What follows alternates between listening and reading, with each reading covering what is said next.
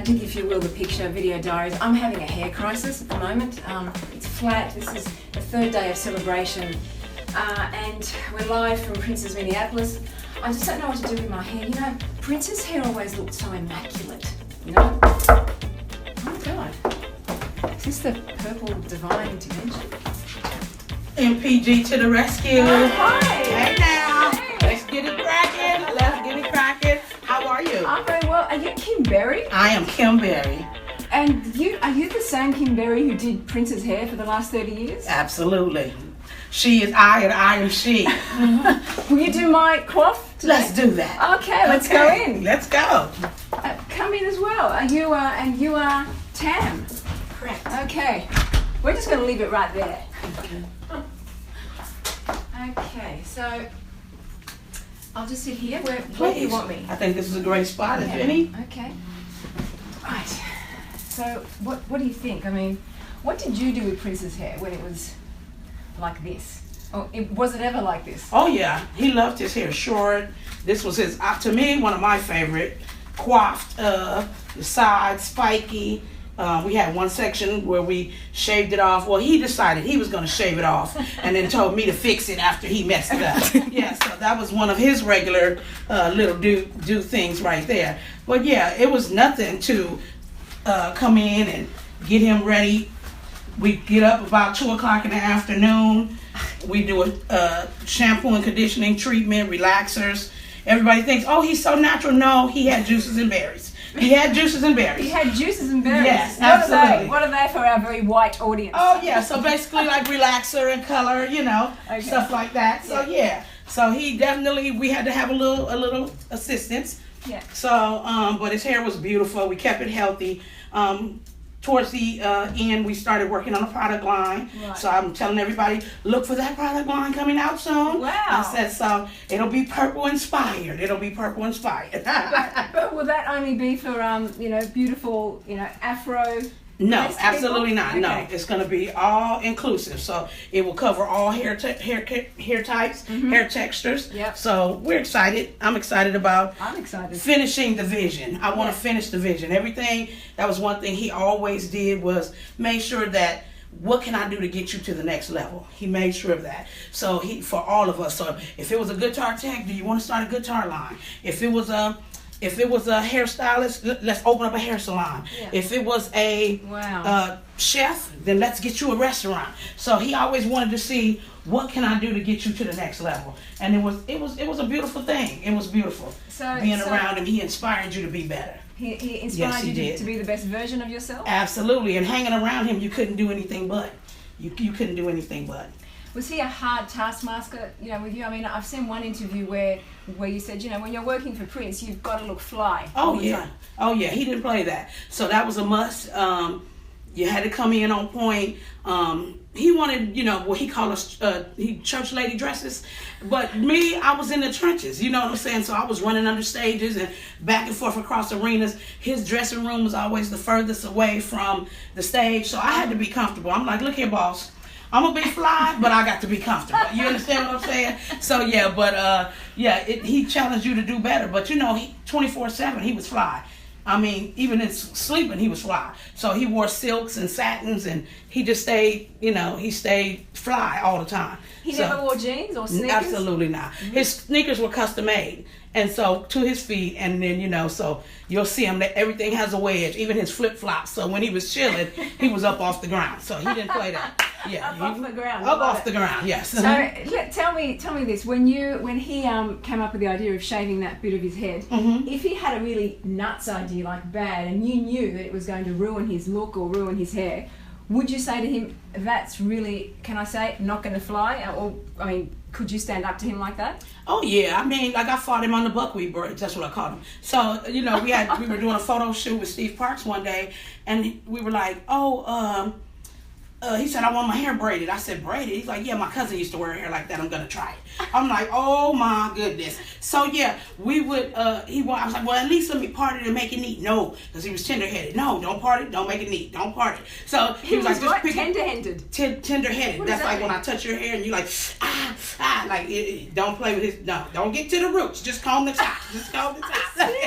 Oh yeah, he was like, When I first started working for him, that was one of the requirements. I had long fingernails, and he was like, you got the job, but you got to leave those nails at home. So I had to go like, click, click, click. He was like, I don't want those nails. And I knew, like, even this is long. So I would have to keep my nails cut short. But I had to keep my nails because that was just part of being me. So, yeah, but I just made sure I stayed, short and sassy. Short and sassy. Short and sassy. It's the only way to be, short and Absolutely. sassy. Where were you when you got the news?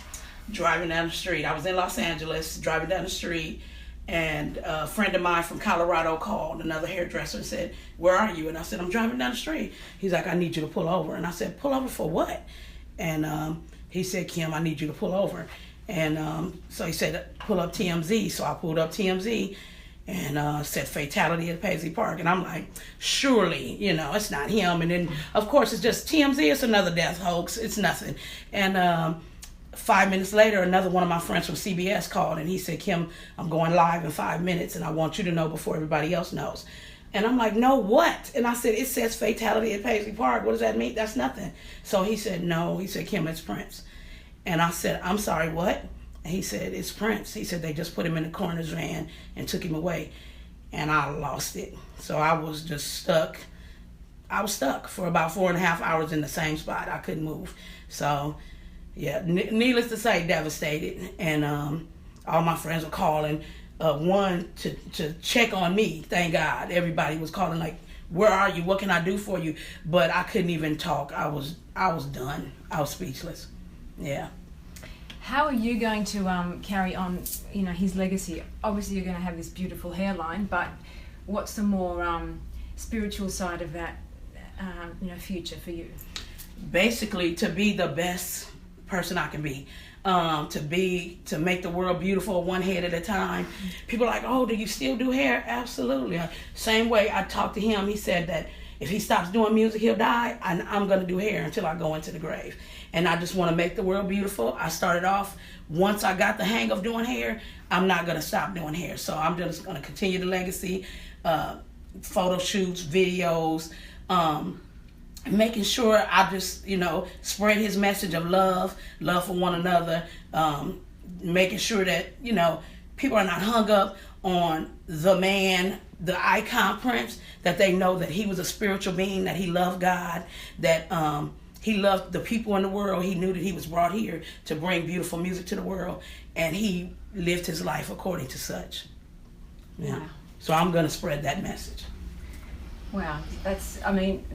You hit the nail right on the head, because I think someone like Prince, who was so iconic, who did change the world in terms of his music and in terms of his very presence, right. People tend to deify people like that and turn them into living gods. Absolutely. But you were there with him, in moments where he was a human being, Absolutely. He didn't want you to touch his roots, just the top of his hair. So, yeah. He said silly things, he said crazy things. So did you see him like this god, or was he just your client? Well, he was your boss. Yeah, he was more than my client. He was my brother. That was my friend. Everybody in the camp, they used to say, even though he's older than you, he's really your son. Because I took care of him. I made sure every, as far as the beauty regimen was concerned, I was dotted, T was crossed. I made sure he had all his beauty supplies. I made sure that his clothes was laid out perfectly. When it was ready for showtime, he would say, I'm an A and Z type of person. So A is when I wake up in the morning, Z is when I hit the stage. Anything in the middle, I don't want to know nothing about, So I used to just make sure that every step was covered. And even I had to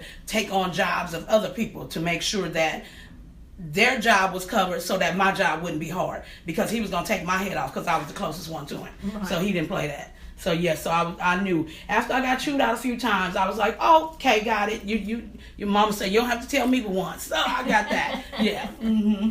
So there's a gigantic difference between a leader and a boss, right? Mm-hmm. So you call Prince your boss.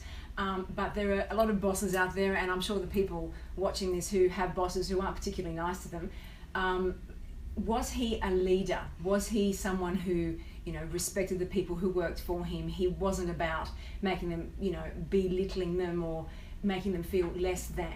Absolutely not. No, he one thing about it, he used to tell us, he said, Kim, you work with me, not for me. He said, you're not my employee, but we all knew at the end of the day who the boss was. So even though we didn't call him the boss, we knew he was the one in charge. But constantly setting an example for his musicians. He would go in and record an entire album and then come back out and teach them the lyrics, and I mean, he knew who it was, who notes was off, who was the, because he started it, he created it. So his baby had to be perfect at all times. He, you know, and same thing with hair, same thing with makeup. So he'd be like, Kim, hair number 355 is out of place. And I'm like, oh, gotcha. You know what I'm saying? So he could really do his own hair if he wanted to, because he was just a genius in all aspects of what he did. But he was just spoiled. He liked to be, you know, touched like anybody else. Sure. You know, and people ask me why I was able to stay around for so long, and I just believe that it was the God in me that saw the God in him. Because it could have been any hairstylist. It wasn't because I was the best hairstylist or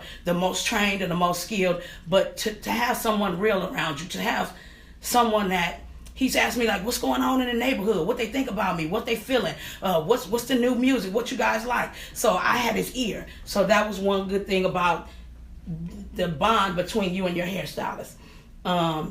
We shared stories, we had confidentiality, we had we laughed, we bagged on each other's mamas, you know, like we would just go in, like he was just a cool dude that at all times, you know, to me, he wasn't a rock star. That was my brother. You know, I would have moments where I would look in the mirror and go, do you know who that is sitting in your chair? Like the greatest entertainer in the world, you know? And then I would have moments where it would be another celebrity that would walk in the room and I'd be like, oh, Jamie Foxx. And he'd be like, really, Kim?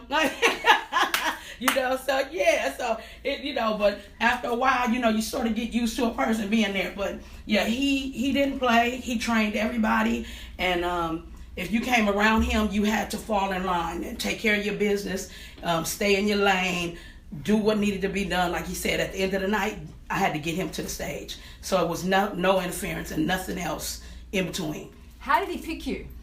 I had been good friends with his hairstylist. I was dating one of the bodyguards at the time, fresh out of beauty school, and my dad used to tell me all the time, Kim, he said, success is when opportunity meets preparedness. So oh my God, I said that to her last night. Okay, oh, absolutely. And he said that when you're prepared, when the opportunity presents itself, will you be prepared? Yes. So it was just about staying on point. So I'm fresh out of beauty school. I'm going to go into hair classes, learning new products, learning new techniques.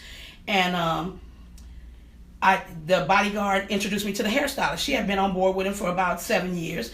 And she said, I'm tired. I want to go home. I don't want to live out of a suitcase. I was like, oh my God, are you serious? She said, no, Kim, it's not what you think. I said, I think you work for the biggest entertainer in the world. But of course, I'm from the outside looking in. Yeah. You know, I can't tell her what her job is. I think what I think. Yeah, sure. And she says, it's not what you think. And sure enough, like they said, you have to be careful what you speak, because life and death lies in the power of the tongue. And they went into the trailer. It was on a video shoot. And when I was always there, he saw me around. He'd be zipping through. But if you're new to the camp, he's watching you. He wants to know, who's that? Why is that person here? So I was new to the camp, so he saw me. But I would just be ironing clothes, or if I saw something needed to be picked up, just helping her out. I was just hanging around because I was just glad to be in the atmosphere. Yeah. And sometimes, like I said, it's not what you know, it's who you know. You know what I'm saying? So she decided she was going to quit one day. They got into a little bit of a tiff. And she said, you know what? She said, that's it. I got to go. My lips are chapped and I can't kiss it no more. And so, yeah, so she packed her things and left. And that was completely unheard of. You didn't leave Prince. Prince left you. So when she packed her things and left, and he got ready to go to Germany the next day. He said, tell Tanya, get the salon ready. And they were like, no, Tanya quit. He was like, you got me here without a hairstylist, because he traveled with his hairstylist and his bodyguard, because he was fly at all times. Mm-hmm. And so they said, no, Tanya quit. So they went to Germany, got a hairstylist. He hated the person. He came back to LA. The bodyguard said, meet us at such and such club. Got to such and such club, I don't even know, somewhere in Beverly Hills. Walked over to the table, put my book down, laid it on the table. He's flipping through the book. I said, I do hair. I know you don't have a hairstylist. So I was able to walk in that boldness. He said, He said, you do hair? I said, yes. He said, and I said, I know you don't have anyone at this time. He said, you got a salon? Yeah, go set it up. So I set up the salon. I knew everything she did the whole time I was hanging around her. I'm watching, okay, she used that hairspray and that gel. And I'm doubling everything that she has. I'm getting my kit ready, not knowing it would ever be Prince. I'm just thinking if she's a celebrity hairstylist, one day I could walk in that shoes too. So I'm just going to, if she's using it, it must be bomb. Let me use it. So I had already had everything that he used. Got to the salon, set it up. He called, he said, Kim, I'm not going to make it. He said, this is Prince. I'm like, so he said, I'm not going to make it. He said, but, you know, I said, well, no problem. I said, well, when you come back to LA, I'm here for you. And he said, well, do you travel? Mind you, I'm 18 years old. Never been out of Inglewood, California, let alone out of California. I said, yeah. So as my stutter, he said, is there a problem? I said, no, everything's good. He said, okay, the flight leaves in an hour. I'm on my way to come, the limo will come get you. I'm like, oh my God. So yeah, I called my mom and I'm like, Mom, I just talked to Prince. And she's like, you just talked to Prince, stop playing with me. I'm like, no, I just talked to Prince. He said, the flight leaves in an hour. What am I gonna do? I'm at the hair salon. She's like, grab your curling irons and your hairspray, you put it in the bag and get to the airport. I'm like, I don't have any clothes. She said, I'll buy some clothes when you get there. Just get to the airport. So I jumped in the limo, got to LAX, flew out to Minnesota. First time I had ever seen snow, I was like, oh my God, I'm just like a little kid with snow and Christmas lights. And so we pull up to Paisley Park and the gates open and I had only heard about it in songs. Paisley Park is in your heart, right? So I'm like, okay. So we get to this hair salon and I do his brother's hair and 4 women that are there at the facility. And I'm like, okay, I get it. This is the audition. I see what's happening. So I did their hair. His brother said, I'll be right back. So he leaves me in the room. I'm sitting there. There's jewelry sitting around. You can see the Purple Rain jacket and some other little articles. And I'm like, oh my God, like this is really happening. But you know, my mom said, when you go in somebody's house, you sit down, put your hands in your lap. You don't touch nothing that don't belong to you. So home training means a lot. So I sat there. 1 hour goes by, 2 hours goes by. I'm like, what is going on? So I said, they forgot about me. So finally his brother sticks his head in the door. You didn't steal nothing, did you? I'm like, come on, man. I said, I got to go to the bathroom. You play too much. I said, my mama didn't raise no fools. I don't touch nothing in nobody's house. So he started laughing. Okay, hold on. So, you know, we get that part out the way. And he said, okay, I'll be back in a few. I said, don't you leave me sitting here for another 2.5 hours. He was like, oh, I wouldn't do that to you. So about 10 minutes later, Prince sticks his head in the door. And I'm like, whoa, like, he was like, hello. He was so little. On TV, he's bigger than life. I'm like, oh my God. So tell me how little compared to you. I'm 5'5", so he had to be 5'2" with his shoes on. With his shoes because on. I could see over his head. Yeah. So he was a little guy, but he used to tell us all the time, you know, he's small, but so is dynamite. So yeah, he didn't play, you know. So yeah, he told me, he said, yeah, you got the job. He said, but you got to leave them nails at home because I'm tender-headed and I don't have nails in my head. I said, okay, click, click, click, click, and just started breaking them off right there. He laughed so hard. That's one of the things I'm going to miss about that dude was that laugh. He would laugh from his gut. And he said, okay, we'll go back to the hotel and we're leaving for Miami in the morning. And I'm like, what? So we went from Miami to Atlanta, from Atlanta to New York. And we get to New York, and I'm like, what is going on? I'm calling my mom like, what's going on? She was like, girl, just keep rolling. Mind you, I've never done his hair. Still hadn't done his hair. And I'm like, oh my goodness. So finally he calls and said, Kim, get the salon ready. So I go to get the salon ready. On the way, his brothers is like, don't touch his face. Don't look him in the face. Don't put hair color on him. Don't do this. Don't do. I'm like, what part of the game is this? Everything you telling me to do, I got to do his hair. And they were like, no, don't do it. Don't do it. I was like, so they had me scared to death, but I had to shake those nerves off. I said, Kim, you were built for this moment right here. So, yep, he came in. I was like, okay, regular clientele consultation. What do you want? What do you need? What can I make it happen for you? He told me, okay, we want to cut it short. I need to, relax. We're going to get color. We're going to do this. Got him beautiful, touched him. He got up, looked in the mirror like, yeah, and walked out the door, spinned around on his heels and disappeared. I said, okay. I said, well, I guess I'm hired, right? I guess I'm good. So he said, the car was outside. I looked outside. The limo driver was waving at me. I said, oh, that's it, huh?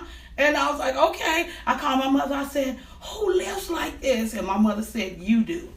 And that's when I had to get the reality. And next thing I know, 30 years went by. I'm like, and it was a roller coaster of a ride, highs, lows, joys, pain, everything. But I wouldn't trade nothing for my journey. It was a beautiful experience.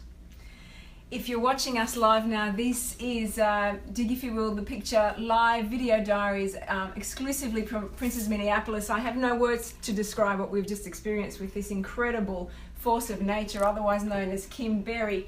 So Kim, we are day 3 of Celebration 2017 at Paisley Park. Mm-hmm. What has it been like for you walking through that place again without him? It is surreal. That's the only word I can say. It's surreal. Coming down the hallway, I have some family members and some friends that are here with me. And just to be able to share it with them, you know, they have tour guides, but we kind of went off on our own because I can give a tour better than anybody. So, and not just because I can talk, but literally because I have more information. So I'm just giving them all kind of little sparks and pieces of, oh no, this is what happened. And even though the building has been transformed, emptied in some sorts, I can walk to every space in the building and say, this happened here, and this happened here, and this is where we used to eat dinner with him, and this is where, you know, such and such happened. But it was just, it's surreal. It's almost like a dream. Even with the Revolution playing last night, it was like, I know the Revolution. I know every one of them. They are incredible artists. Everyone that Prince worked with and for, he trained meticulously. They can do everything that he can do, you know, not quite as well, but you know what I'm saying. They trained him to he's trained them to the letters. Saw Shelby J in concert this week while we were here. Just so awesome. So many her mannerisms, the way she conducts her band, and it's right on point with what Prince used to do. So we've learned from him. Every single person, I mean, from the trash man to the musicians, every one of us will take away something of what he taught us. And being in that building, seeing all of them again, it's been like a huge family reunion. So we're hugging on each other and loving on each other. Everybody's checking in. How's the kids? How's your mom? What's happening? Who's divorced? Who's remarried? So it's just a big family reunion for all of us, and it's beautiful. It's a big purple family, right? The big purple family, yep, exactly. So let's just assume, because chances are he's still with us. Absolutely, at all times, yes. So he's hearing you right now. What do you say to him? And what do you want to say to him? All the time, thank you for the memories. I wouldn't trade nothing for my journey. Thank you, yeah. It's beautiful. I'm gonna hug you now. Yep, I appreciate it. Aww. Thank you. Aww. Thank you. Thank you, everyone. This is Kim Berry. You've just been watching Dig If You Will, the picture video diaries exclusively from Princess Minneapolis. Amen. Peace and be wild.